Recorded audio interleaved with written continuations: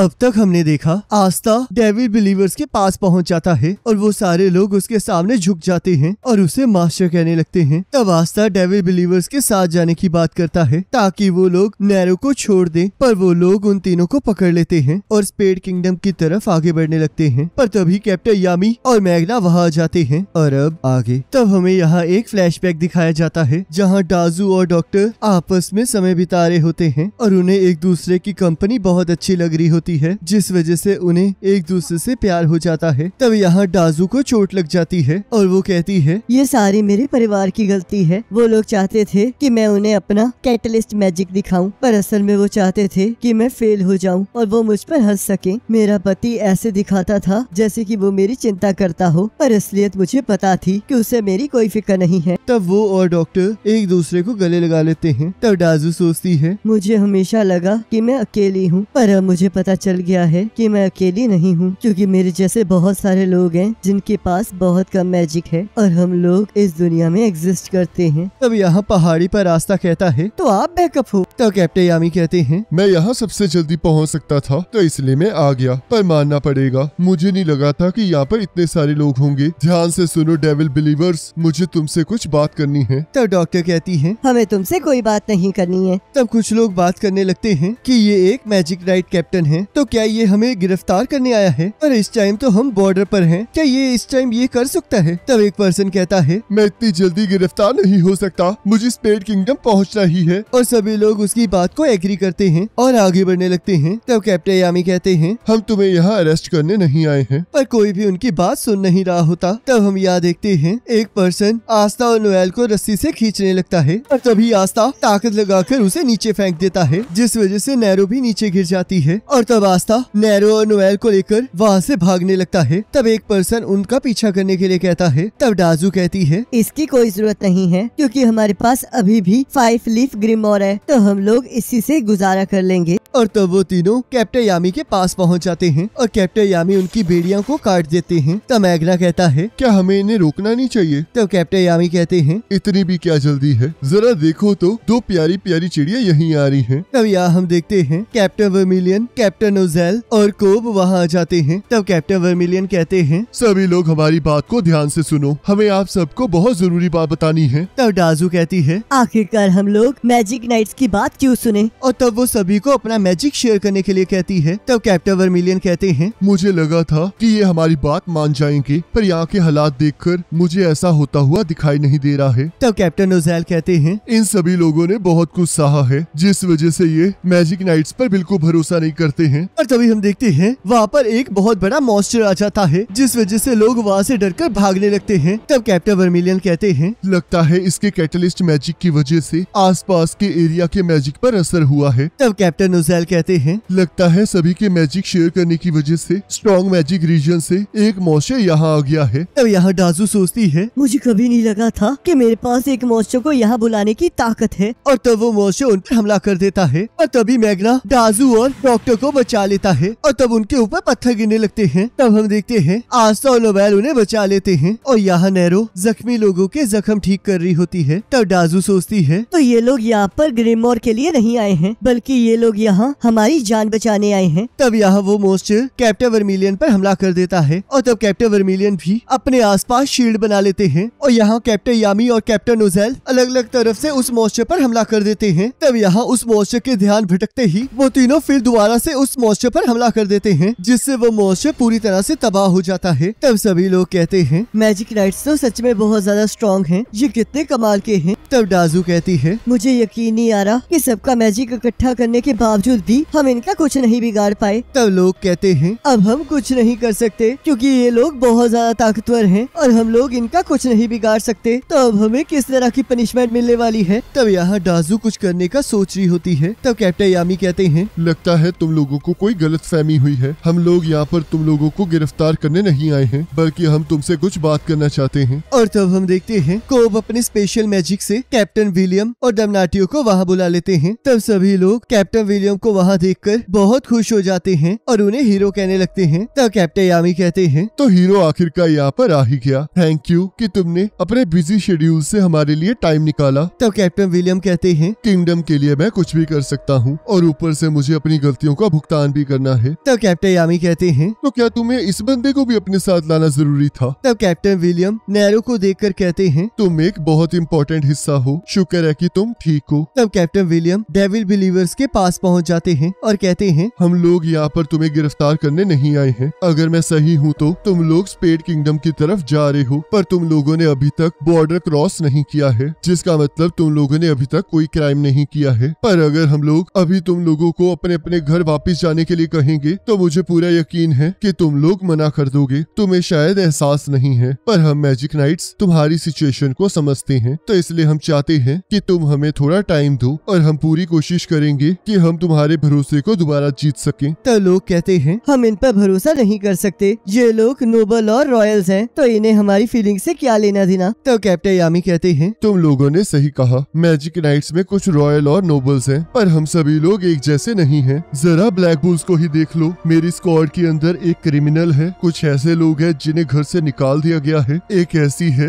जिसे royal family accept नहीं कर रही है, और एक ऐसी है जो हमेशा से अकेली रही है, और ऊपर से कुछ कॉमनर्स हैं। और सबसे बड़ी बात, मुझे ही देख लो, मैं एक फॉरेनर हूँ। मैं जब इस किंगडम में आया था तब तो मैं यहाँ की लैंग्वेज भी नहीं बोल पाता था, जिस वजह से मुझे किसी ने नहीं अपनाया। तो इसलिए मैं समझ सकता हूँ कि तुम लोगों पर क्या बीत रही है। तब कैप्टन विलियम कहते हैं, तुम लोग ये करने पर इसलिए मजबूर हुए हो क्योंकि तुम लोगों ने बहुत ज्यादा डिस्क्रिमिनेशन फेस की है। तब कैप्टन नोजेल कहते हैं, हम माफी चाहते हैं कि हम लोग तुम्हारी पहले मदद नहीं कर पाए। तब कैप्टन वर्मिलियन कहते हैं, मैं अपने घर की कसम खाकर कहता हूँ कि मैं वो सब कुछ करूंगा जिससे ये डिस्क्रिमिनेशन खत्म हो जाए। तो इसलिए प्लीज अपने घर वापस चले जाइए और उस दिन का इंतजार कीजिए जब हम अपने प्रोमिसेस को पूरा कर लेंगे, और देखना हम अंधेरे को उम्मीद की किरणों से मिटा देंगे। तब कैप्टन विलियम अपना मास्क उतार देते हैं और सभी लोग उनके चेहरे को देखकर बहुत हैरान हो जाते हैं। तब कैप्टन विलियम कहते हैं, मैं आप लोगों से बिल्कुल अलग नहीं हूँ, क्योंकि मेरी फेस की वजह से मुझे भी बहुत सारे डिस्क्रिमिनेशन का सामना करना पड़ा है। पर एक दिन मैं विज़र्ड किंग से मिला, जिन्हें कोई फर्क नहीं पड़ा कि मैं कैसा दिखता हूँ, और उसके बाद उन्होंने मुझे एक्सेप्ट कर लिया और एक जगह दी जहाँ पर मैं किंगडम के लिए अपना फर्ज निभा सकूं। विज़र्ड किंग ने मुझे बचाया है, अब इस किंगडम को बचाने की मेरी बारी है। तो हम लोग आप लोगों के लिए वो जगह बनाएंगे जहाँ पर आप रह सकते हैं। तो इसलिए मैं चाहता हूँ कि आप प्लीज हम पर एक बार विश्वास कीजिए। और तब हम देखते हैं सभी लोग उनकी बात सुनकर वापस जाने लगते हैं और कहते हैं, अगर वो सच कह रहे हैं कि वो हमें सपोर्ट करेंगे तो हम एक बार उनकी बात जरूर मानेंगे और उन पर विश्वास करेंगे। तब वहाँ पर सिर्फ डेविल बिलीवर्स रह जाते हैं और कैप्टन विलियम कहते हैं, तुम लोगों ने 2 लड़कियों को किडनैप किया है और रॉयल कैपिटल में हंगामा भी बचाया है, और इसके अलावा 3 लोगों का मर्डर किया है। तो इसलिए हम तुम्हारे किए हुए को नजरअंदाज नहीं कर सकते। तब डमनाटियो कहता है, तुम लोग अपने सारे क्राइम्स के लिए जज किए जाओगे। तब डाजू कहती है, तो अगर तुम लोग हमें अरेस्ट ही करना चाहते हो तो मैं तुम सभी को उड़ा दूंगी। और तब वो जैसे ही उन लोगों पर बॉम्ब फेंकने लगती है, कैप्टन यामी उसे रोक लेते हैं। तब डाजू कहती है, हम लोग कितने करीब आ गए थे, पर अब हम अरेस्ट कर लिए जाएंगे। तब डमनाटियो कहता है, आखिरकार तुम्हें कौन अरेस्ट कर रहा है? क्या तुम्हें सच में लगता है कि तुम्हें अरेस्ट करके और सजा देके हम कुछ हासिल कर पाएंगे? मैं यहाँ तुम्हें जज करने आया हूँ, तो इसलिए आज से मैं तुम्हें इस किंगडम से बाहर निकालता हूँ। जिसे सुनकर सभी लोग शॉक हो जाते हैं। तब डमनाटियो कोब को स्पेशल पोर्टल खोलने के लिए कहता है और उन्हें क्लोवर किंगडम से निकल जाने के लिए कहता है। तब डाजू कहती है, अब हम डिसाइड करेंगे कि हम आगे कहाँ जाएंगे, क्योंकि हम जो पाथ चलना चाहते हैं अब उसे कोई और डिसाइड नहीं कर सकता। तब डमनाटियो उस बात के लिए मान जाता है और उन्हें वहाँ से जाने के लिए कहता है। तब डाजू आस्था को उसकी ग्रिमोर वापस दे देती है। तब आस्था उसे रोकते हुए कहता है, एक दिन मैं विज़र्ड किंग बनूंगा और एक फ्री किंगडम बनाऊंगा जहाँ पर सभी लोग एक दूसरे को समझ पाएंगे और इकट्ठे खुश रह पाएंगे। तो इसलिए मुझसे वादा करो कि तुम जहाँ मर्जी रहो पर इस बात पर हमेशा नजर रखोगे और देखोगे कि मैं कैसे सब कुछ बदलने वाला हूँ। तब डाजू कहती है, काश आस्था मैं तुम्हारे जैसी होती। और वहाँ से जाने लगती है। तब यह डाजू डॉक्टर के पास जाकर कहती है, अब हमारे पास ना ही ग्रिमोर है और ना ही होस्टेजेस, और हमारे मैजिक रीजन से निकलकर स्पेड किंगडम जाने के चांसेस भी बहुत ज्यादा कम हैं, पर फिर भी मैं जाना चाहती हूँ। तब सभी लोग उसके साथ खड़े हो जाते हैं। तब डेविल बिलीवर्स कहते हैं, हम अभी के लिए तो क्लोवर किंगडम से जा रहे हैं, पर अगर ये किंगडम कभी भी चेंज ना हुई तब हमारी जगह पर कोई और आएगा और ये सब कुछ दोबारा होगा। और तब वो सभी लोग वहाँ से चले जाते हैं। तब डमनाटियो वापस जाते हुए सोचता है, वो स्केल्स जो कि डार्कनेस की तरफ झुक गए हैं, उन्हें लाइट्स की तरफ लाना ही तुम्हारा सपना था ना काबे? तो देखो वो पूरा हो गया। तब सभी लोग वहाँ से जाने लगते हैं। तब यहाँ डाजू आगे बढ़ते हुए सोच रही होती है, मैंने बहुत सारे पाप किए हैं। मैंने उस दिन अपने अपने पति और उसकी माँ को मार डाला था। वो लोग बहुत बेकार थे, जो कि हमेशा अंदर से मुझ पर हंसा करते थे और मुझे नीचा दिखाते थे, पर उन्होंने कभी भी मेरे मुंह पर ये चीजें नहीं कही, तो इसलिए मैंने हमेशा ऐसा एक्ट किया जैसे कि मुझे कुछ पता ही ना हो। पर जब उस दिन द आई ऑफ मिडनाइट सन ने हमला किया, तब उन्होंने मुझे अपने असली रंग दिखा दिए, जिस वजह से मैंने उन्हें वही मरने के लिए छोड़ दिया। मुझे कभी भी उनके मरने का पछतावा नहीं हुआ, क्योंकि उन्हें वही मिला जो वो लोग डिजर्व करते थे। मुझे पूरा यकीन है कि जो जख्म उस बंदे ने मुझे दिए हैं वो वक्त के साथ भर जाएंगे, पर जो जख्म मेरे दिल पर हैं वो कभी भी नहीं भरने वाले। और चाहे हम लोग मर जाएं, पर फिर भी हमारे अंदर की रिवेंज की आग जलती रहेगी। तो इसलिए हमें स्पेड किंगडम पहुंचना ही होगा, ताकि हमें डेविल की पावर मिल सके। और इसी के साथ एपिसोड खत्म हो जाता है। अब नेक्स्ट एपिसोड का लिंक आपके स्क्रीन पर आ रहा होगा, उस पर क्लिक करके अगले एपिसोड को देख सकते हो।